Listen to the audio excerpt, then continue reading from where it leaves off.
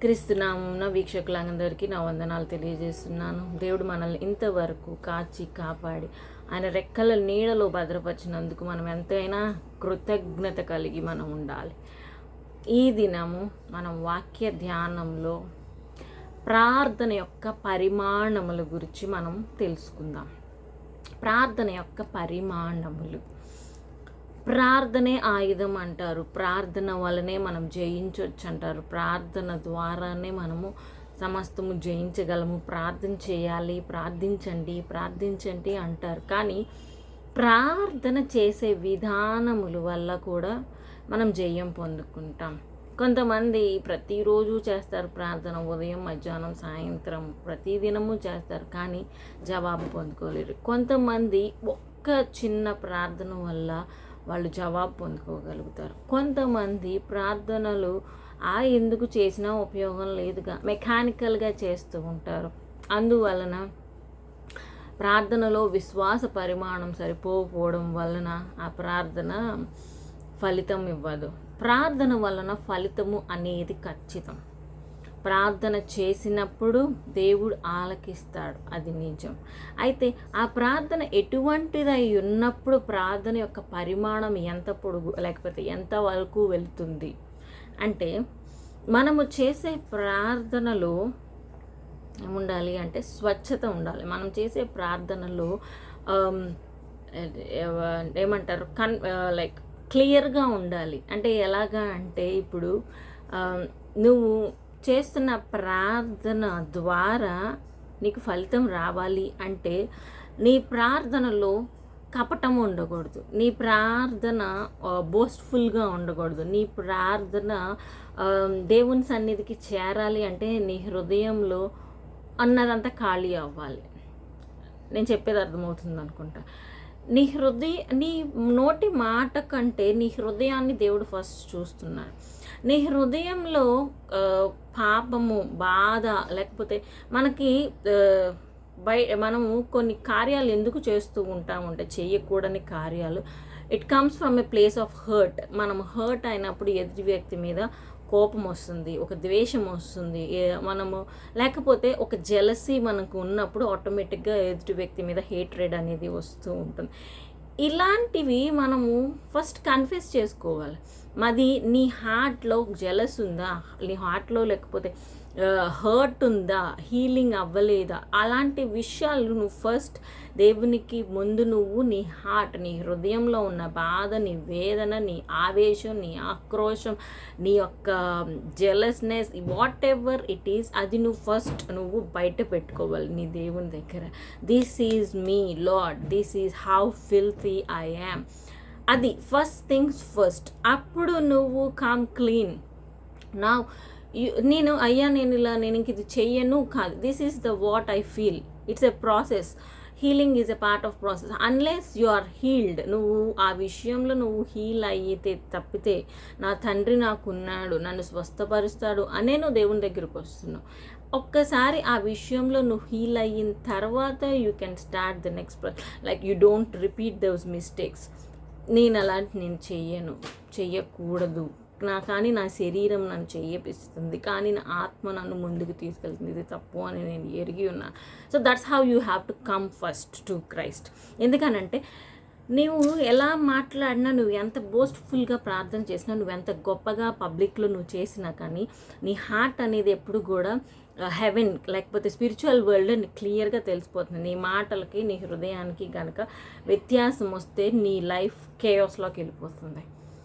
అందుకనే you have to be true to your self and to your God. నీకు నీ దేవునికి మధ్యలో ఉండ. అందుకే దేవుడు అంటాడు, నువ్వు ప్రార్థన చేసేటప్పుడు తలుపు వేసుకొని అప్పుడు లోపల ఉండి. ఎందుకని what ever it is, it has to be cleaned inside. నీ సేఫ్ ప్లేస్లో లేకపోతే నీ అంతటా నువ్వు నీ రియాలిటీ ఉన్న ప్లేస్లో నుంచి రావాలి. అప్పుడు ఖచ్చితంగా దేవుడు నీ ప్రార్థన అంగీకరిస్తాడు. కాబట్టి నీవు చేసే ప్రార్థన బలమైనదిగా ఉండాలి అంటే ఫస్ట్ నీ ప్రార్థనలో కన్ఫెషన్, రిపెంటెన్స్ లేకపోతే ఏమంటారు దేవుణ్ణి అలౌ చేయగలగాలి నీ యొక్క వల్నరబుల్ ప్లేసెస్లో. ఆ తరువాత నీవు ఎప్పుడైతే నీకు ఒక నమ్మకం వస్తుందో then you will start praying. అందుకే కీర్తనలో కూడా అయ్యా నా హృదయము నీ యొద్ద కుమ్మరించుచున్నాను అని అంటాడు. అందుకే 1 పేతురు పత్రికలో కూడా 5వ అధ్యాయం 7వ వచనంలో మనం చూసినట్లయితే ఆయన మిమ్మల్ని గురించి చింతించున్నాడు కనుక మీ చింత యావత్తు ఆయన మీద వేయుడు. నీకు వర్రీ ఉందా, సారో ఉందా, పెయిన్ ఉందా, హర్ట్ ఉందా, లేకపోతే ఒకలాంటి ఫీలింగ్ ఉందా, ఏ ఫీలింగ్స్ ఉన్నా సరే, ఏ అన్యాయం జరుగుతున్నా సరే, first go confess in that secret place. ఎందుకనంటే నీ ప్రేయర్స్ ఫ్రూట్ఫుల్ అవడానికి this is the first step. ఎప్పుడైతే నువ్వు కన్ఫెస్ చేసావో ఆయన నమ్మదగిన వాడు కాబట్టి నీకు ఖచ్చితంగా క్షమిస్తాడు. ఆయన ఏమన్నాడు అంటే నలిగిన హృదయం నాకు ఆయన సమీపస్తుడు. అందుకే మనం 1 యోహానులో కూడా మనం 1:9లో కూడా మనం చూస్తే 1 యోహాను 1:9లో కూడా మనం చూస్తే మన పాపములు మనం ఒప్పుకొని ఎడల ఆయన నమ్మదగిన వాడు నీతిమంతుడు గనుక ఆయన మన పాపములను క్షమించి సమస్త దుర్నీతి నుండి మనలను పవిత్రులుగా చేయును. సో మనము క్లెన్స్ అవ్వాలి అంటే ఫస్ట్ థింగ్ మనం కన్ఫెస్ చేసుకోవాలి. మన హార్ట్లో ఏముంది అనేది మనం క్లియర్గా కన్ఫెస్ చేసుకున్న తరువాత then you will be transform. ఆటోమేటిక్గా ఆయన నమ్మదగిన దేవుడు కనుక నువ్వు కన్ఫెషన్ చేసుకున్నావు కనుక దేవుడు ఖచ్చితంగా నీ పాపములను క్షమిస్తాడు. It's a letter given, it's a word given. నువ్వు కనుక కన్ఫెస్ అయ్యి నువ్వు రిపెంట్ అయితే దేవుడు నీకు ఆల్రెడీ ఒక ఫర్గివ్నెస్, ఒక రైచియస్నెస్ అనేది దేవుడు నీకు ఇచ్చేస్తాడు. So that's the first step. అందుకే మనం కూడా ఎప్పుడైనా సరే దేవుని దగ్గరికి వచ్చేటప్పుడు నీ ప్రేయర్స్లో ఫస్ట్ ఏముండాలి అంటే come with an open heart. అది ఏది ఉన్నా సరే డోంట్ నీ హర్ట్ ఉన్నా, నిన్ను ఒకళ్ళు హర్ట్ చేసినా, ఒకళ్ళు బాధ పెట్టినా, ఒకళ్ళు గాయపరిచినా, ఒకళ్ళు అన్యాయం చేసినా కమ్ టు గాడ్. ఎందుకంటే he is the all powerful God, he is not a week God. So that's the first step of prayer. నీ ప్రార్థనలో ఫలింపు రావాలి అంటే నేను ఇది ఎలా అంటే ఇది అందరూ చెప్తారు కదా, దీంట్లో పెద్ద విషయం ఏంటి అని మీరు అనుకుంటున్నారేమో. కానీ ఇనీషియల్ స్టేజ్ మనం మిస్ అవ్వకూడదు. ఏదైనా సరే రైస్ వండేటప్పుడు మనం రైస్ వాష్ చేసుకోవాలి. That's the initial process. అయితే మనం నెక్స్ట్ మనం ఫస్ట్ మన హార్ట్ని పోర్అవుట్ చేస్తాము. ఆ తర్వాత మనము దేవుని సన్నిధిలో మన యొక్క చెడు కార్యాలు లేకపోతే మనం చేసిన పనులు లేకపోతే మన పాపములు మనం ఒప్పుకుంటాము. Then we will be cleansed through faith in righteousness of Christ. Because of the righteousness of Christ we are now clean. Now start with faith. ఇదే ఫెయిత్. అదే విశ్వాస పరిణామం గొప్పగా ఉండాలి. మనం దేవుని దగ్గరికి వచ్చినప్పుడు ఆయన ఉన్నవాడని, ఆయన మన ప్రార్థన చేసినప్పుడు అంట మనం ఫలము దయచేస్తాడని మనం నమ్మాలంట. అప్పుడు మాత్రమే మన యొక్క ప్రార్థనలో విశ్వాసము బలముగా ఉన్నప్పుడు మాత్రమే ఆ దేవుడు చేస్తాడో చేయడో, జరుగుతుందో లేదో, ఈ ఆలోచన ఎప్పుడైతే వస్తుందో ఆటోమేటిక్గా నీ ప్రార్థనలు అనేవి డిస్పర్స్ అయిపోతాయి. స్పిరిచువల్ రెల్మ్లో అవి కన్ఫెషన్ లాగా లేకపోతే రియల్గా డైరెక్ట్గా. ఇప్పుడు అది ఎలా ఉంటుంది అంటే నీ హార్ట్లో ఎప్పుడైనా సరే దేవుని మీద నమ్మకం తగ్గిందనుకో, సైడ్ జరిగిందనుకో, వెంటనే రోడ్ మీద వెళ్ళే స్పీడ్ బ్రేకర్ లాగా నీ స్పీడ్ అంతా బ్రేక్ అయిపోతుంది. అంత ఫాస్ట్గా హెవెన్కి వెళ్ళాల్సిన ప్రేయర్ నీ ఫెయిత్లో డౌట్ రాగానే ఆటోమేటిక్గా బ్రేక్ పడుతుంది.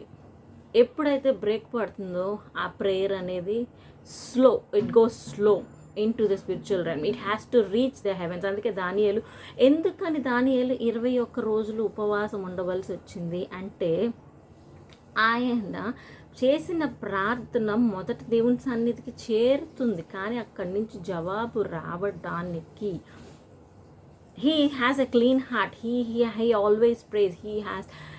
He prays with his spirit, heart, mind and soul. But then అతని ప్రార్థన చేరింది. ఆయన దేవుడు ఏమంటే ఆయన ప్రార్థన మొదలు పెట్టినప్పుడే దేవుడు అంటే జవాబు పంపించాడంట. కానీ ఎప్పుడైతే ఆ దూత దానియేలు దగ్గరకు రావడానికి చాలా 21 రోజులు యుద్ధం జరిగింది. నీకు జవాబు రావాలి అంటే ఆధ్యాత్మిక స్థితిలో చాలా జరుగుతూ ఉంటాయి. ముందు నీ ప్రార్థన దేవుని సన్నిధికి వెళ్ళాలి అంటే ఫస్ట్ క్లెన్జింగ్ అనేది ఉండాలి. అది వెంటనే it go straight to God. Cleansing కనుక లేకపోతే, ఈ క్లెన్జింగ్ అనేది వచ్చేటప్పుడు కూడా మనకి ఫెయిత్ ఉండాలి. ఆ ఫెయిత్ ఎందుకంటే ఈయన ద్వారానే నాకు స్వస్థత, ఈయన ద్వారానే నా పాపముల నుంచి విడుదల, ఈ దేవుని ద్వారా తప్ప నాకు నిరీక్షణ లేదు. అది faith. So that's the first thing.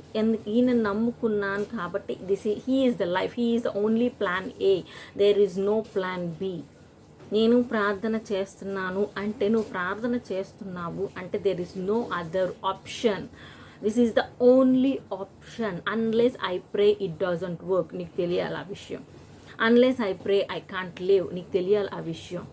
నీకు ఆ రెవల్యూషన్ నువ్వు క్యారీ చేయాలి. ఈ విషయంలో నేను ప్రార్థన చేయకపోతే, నా ప్రతి పరిస్థితిలో నేను ప్రార్థన చేయకపోతే ఈ విషయంలో కార్యములు జరగవు. ఎందుకంటే there are many spiritual forces that are trying to destroy you in every వే.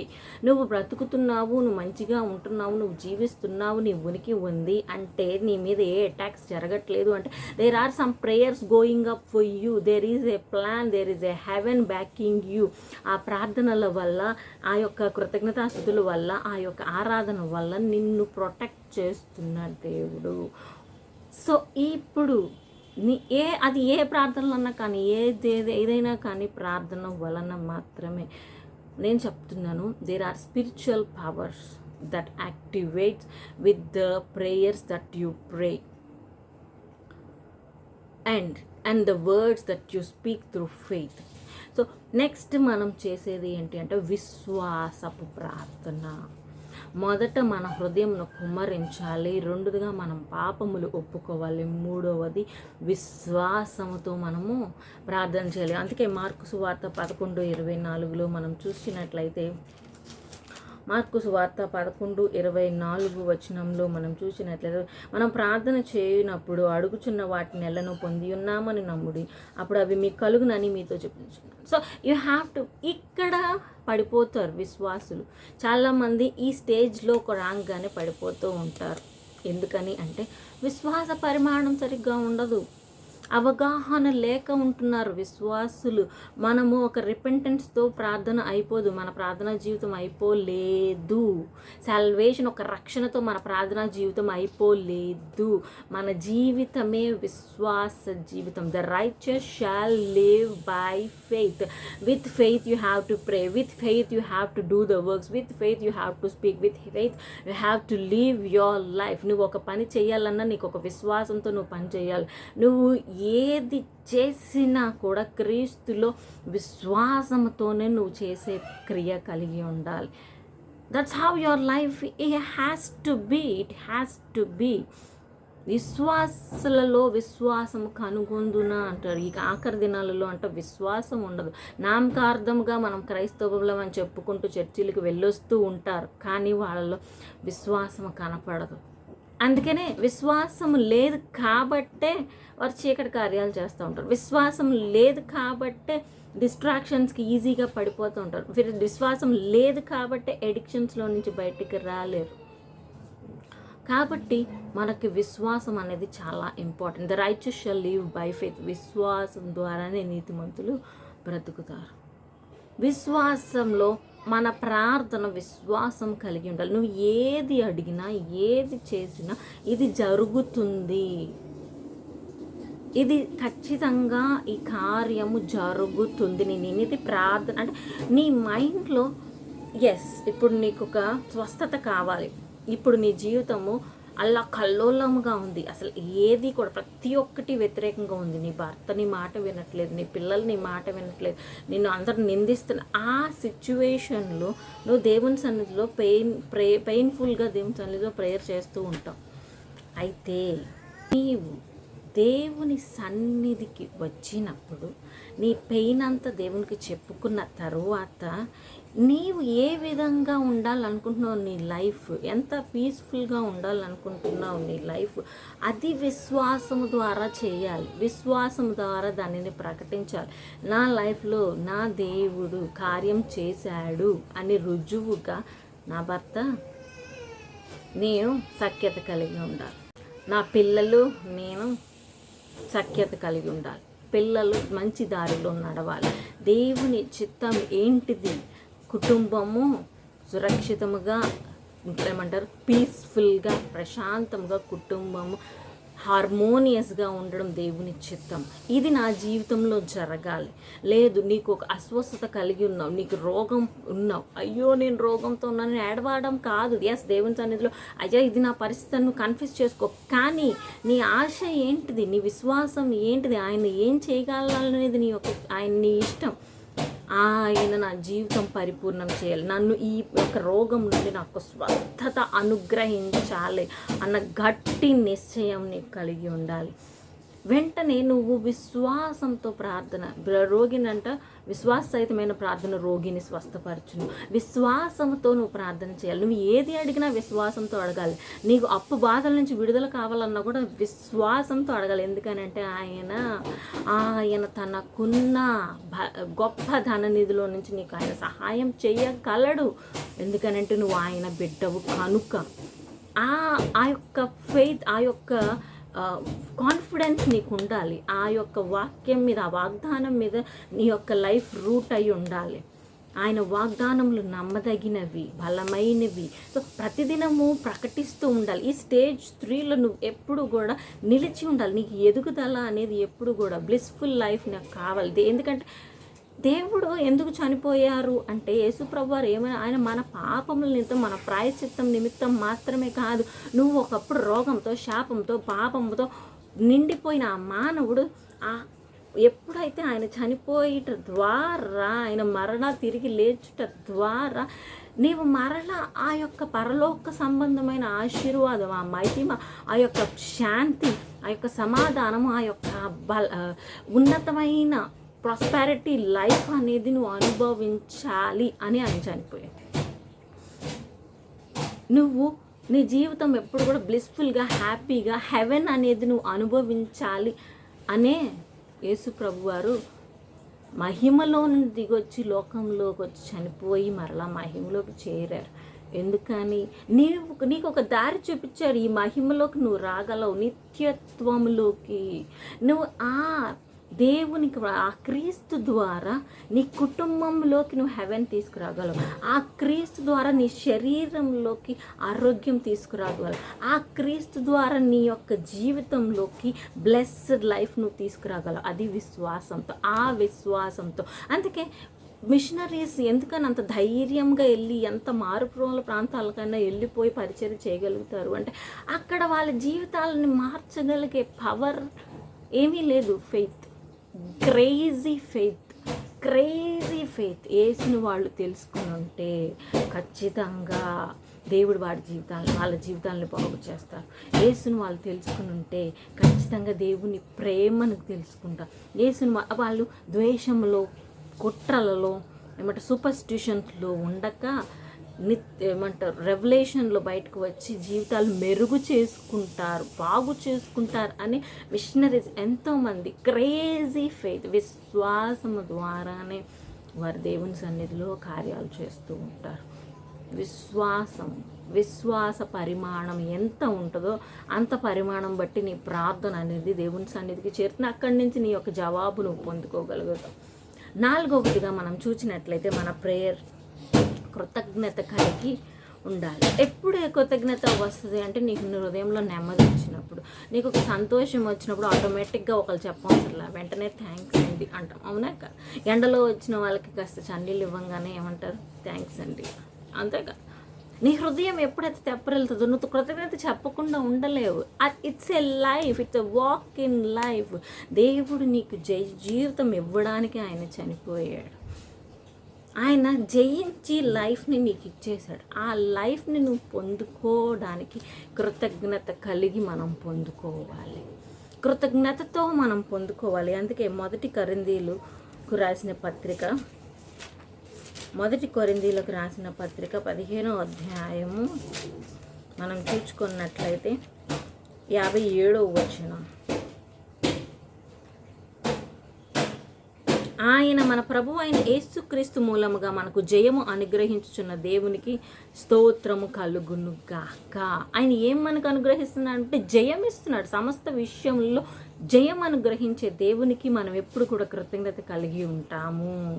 ఎందువలన? ఆయన వల్లనే మనకు జయం. మరణము నుండి జయము, పాపము నుండి జయము, శాపము నుండి జయము, లోకంలో ఉన్న ప్రతి ఒక్క కేయాస్ నుంచి, ప్రతి ఒక్క ఇబ్బందికర పరిస్థితుల నుండి మనకి జయము, ప్రతి ఒక్క శోధనకరణ పరిస్థితుల నుండి, ఇది అసాధ్యము, ఇది నా వలన కాదు, ఈ ఎగ్జామ్ నేను రాయలేను అన్న పరిస్థితుల నుండి దేవుడు నీకు జయం ఇవ్వబోతున్నాడు.